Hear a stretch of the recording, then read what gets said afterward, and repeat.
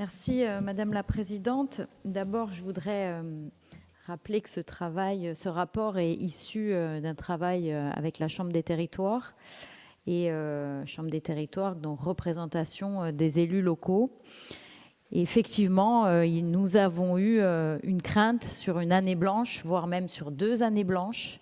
Et aujourd'hui, ce rapport, il a au moins le mérite de rassurer les élus, les maires, les présidents d'interco sur la pérennité de la dotation quinquennale. Alors vous l'avez dit, c'est dit dans la page 10 du rapport, vous l'avez dit également dans votre déclaration, maintenue pour cette année et pérennisée sur la prochaine mandature. Je crois que ça, c'était important de le préciser tel quel.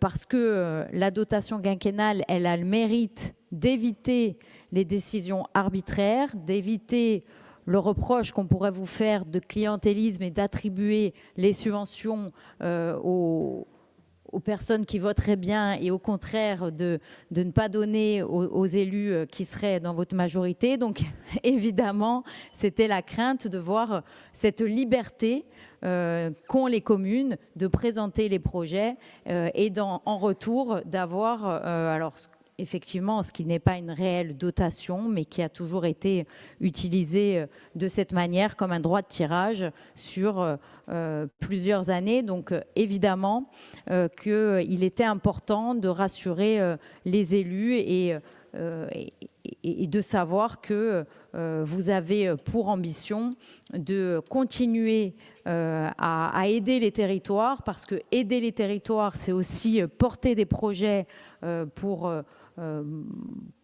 pour les élus, mais c'est aussi faire travailler des entreprises, c'est aussi développer une économie. Donc je crois que évidemment ce rapport était attendu et pour ma part et une partie des élus du groupe, nous allons suivre ce rapport dans l'attente évidemment du projet du nouveau règlement d'aide aux communes qu'il faudra bien sûr travailler avec, comme vous l'avez fait, la Chambre des territoires, les associations des maires et les élus de cette Assemblée.